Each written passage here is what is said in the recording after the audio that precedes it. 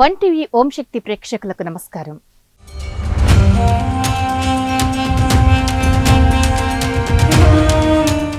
కోటి జన్మార్జితై పుణ్యేహ శివే భక్తిర్జాయతే అంటే కోటి జన్మలలో సంపాదించిన పుణ్యం ఉంటేనే కాని శివుని పట్ల భక్తి కలగగలదని, శివుని దర్శనం అవ్వగలదని ఘోషిస్తున్నది శివగీత. శివ అనే రెండక్షరాలే మన పాపాలను పటాపంచలు చేసి మోక్షాన్ని ప్రసాదిస్తాయి. ఈ సమస్త విశ్వంలో ఈ దేవాది దేవుని అవతారమూర్తులు వ్యాపించి ఉన్నాయి. అందుకే ఆ పరమశివుడిని దర్శించాలన్న తపన, ఆరాటంతో ఎన్నో వ్యయ ప్రయాసాల కోర్చి ఎక్కడో కొండలపైన నదీ జలాల మధ్యన చివరకు పాతాళంలోనున్న శివుడిని వెతికి మరీ దర్శనం కోసం వెడతారు శివభక్తులు.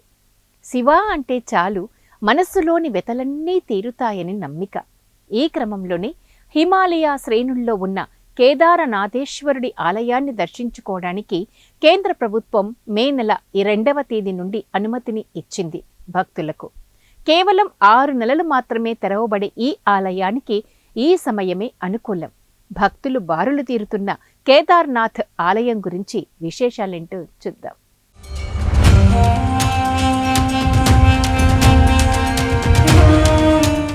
శైవ పుణ్యక్షేత్రమైన కేదార్నాథ్ ఆలయం ఉత్తరాఖండ్ రాష్ట్రంలో మందాకిని నదీ సమీపంలో గర్హ్వాల్ హిమాలయ శ్రేణుల్లో ఉంది.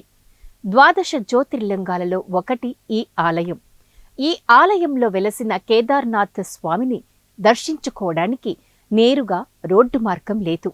గౌరీకొండ నుండి 22 కిలోమీటర్ల ఎత్తుకు కష్టమైన ప్రయాణం ద్వారా కేదార్నాథ్ ఆలయం చేరుకోవాలి. అలా చేరుకోలేని వారి కోసం డోలీలు, గుర్రాలు సిద్ధంగా ఉంటాయి. ఉత్తర హిమాలయాల చోటా చార్ధామ్ తీర్థయాత్రల్లో భాగంగా ఈ ఆలయం ఒకటి.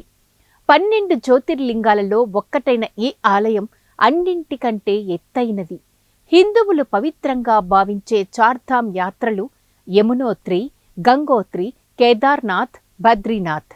భక్తులు ముందుగా యమునోత్రితో ప్రారంభించి బద్రీనాథ్తో ముగిస్తారు.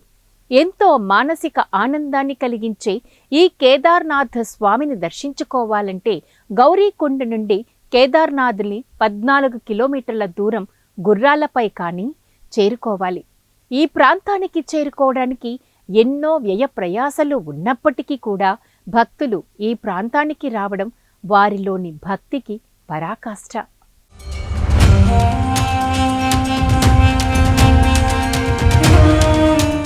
ఎంతో అదృష్టం ఉంటే కానీ కేదార్నాథ్ దర్శనం జరగదు అన్నది నానుడి.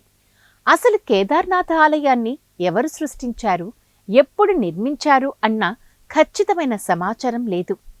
కేదార్నాథ్ అనే పేరు క్షేత్ర ప్రభువు అనే అర్థాన్ని సూచిస్తుంది. ఇది సంస్కృతం నుండి వచ్చిన పదం.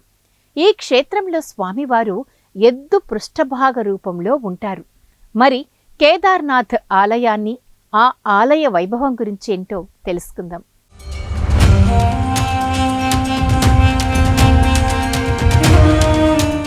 కేదార్నాథ్ ఆలయం 3 పర్వతాల మధ్య ఉంటుంది. వాటిపైన గాంధీ సరోవర్ అనే పెద్ద సరస్సు ఉంటుంది. అక్కడి నుండి మంచు కరిగి 3 పాయలుగా చీలి కేదార్నాథ్ ఆలయం చుట్టువైపుల నుండి కిందకు సాగి మందాకినిగా ప్రవహిస్తుంది. అద్భుతమైన మందాకిని నది ఆలయానికి సమీపంలో ప్రవహిస్తుంది.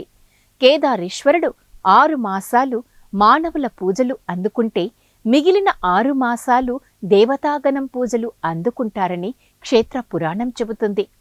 కేదారేశ్వర ఆలయం మేష సంక్రమణం రోజున, అంటే సూర్యుడు మేషరాశిలో ప్రవేశించే సమయానికి ఆలయ తలుపులు తెరవడం సంప్రదాయం. ఈ రోజులు ఏప్రిల్ మాసాంతంలో కానీ మే నెల ప్రారంభంలో కానీ రావచ్చు. అలాగే ఆలయ తలుపులు వృశ్చిక రాశిలో సూర్యుడు ప్రవేశించే సమయంలో మూసివేస్తారు. ఇది అక్టోబర్ చివరన లేదా నవంబర్ మొదటి వారం కావచ్చు.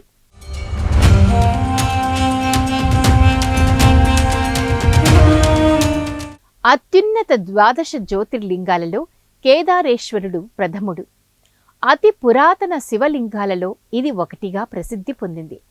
8వ శతాబ్దంలో ఆదిశంకరాచార్యుల వారు పునర్నిర్మించారని ప్రతీది. సుమారు 1000 సంవత్సరాల పురాణ ఇతిహాస చరిత్ర కలిగిన ఈ ఆలయం, ఇక్కడ వెలసిన స్వామివారి ఆవిర్భావానికి క్షేత్ర కథనం ఏమిటి, పురాణ కథనం ఏమిటి చూసిద్దాం.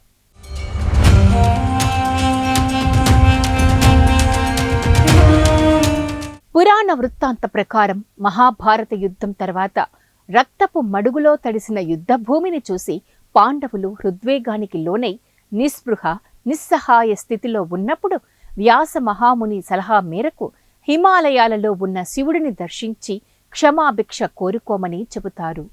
అప్పుడు హిమాలయ పర్వతంపై తపస్సులో ఉన్న శివుడిని దర్శించుకోవడానికి బయలుదేరుతారు పాండవులు.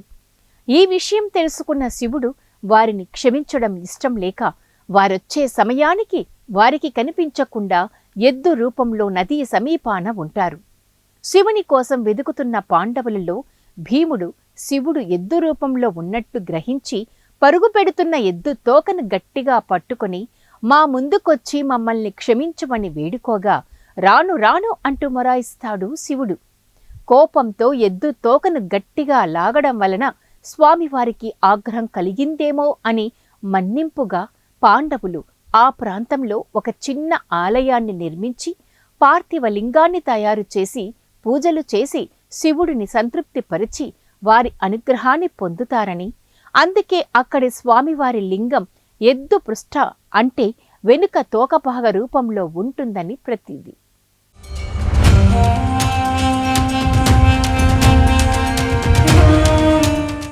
పాండవులు శివుని అనుగ్రహం పొందిన క్షేత్రం కాబట్టి ఇక్కడికి వచ్చి కేదారనాథుడిని దర్శించినంతనే ఆయన అనుగ్రహం పొంది మనసులోని కోరికలన్నీ నెరవేరుతాయని భక్తుల నమ్మిక. అంతేకాదు, ఈ క్షేత్రాన్ని దర్శించినంతనే మోక్షం సిద్ధిస్తుందని పురాణ ప్రవచనం. అందుకే వయస్సు చివరి స్టేజికి చేరకముందే ఆ కేదారేశ్వరుడిని దర్శించాలన్న తపనతో భక్తులు ఎన్ని ఇక్కట్లు ఎన్ని విపత్తులు ఎదురైనా ఆ శివుని మీద భక్తితో నమ్మకంతో తమ ప్రయాణాన్ని ప్రారంభిస్తారు. స్వామివారి అనుగ్రహాన్ని పరిపూర్ణంగా పొంది తదుపరి జీవితాన్ని ప్రశాంతంగా గడపవచ్చనిది భక్తుల నమ్మకం. ఇది కేదారేశ్వరుడి కథ. మరి మరొక దివ్యమైన కథతో మీ ముందుంటుంది వన్ టీవీ ఓం శక్తి. నమస్తే.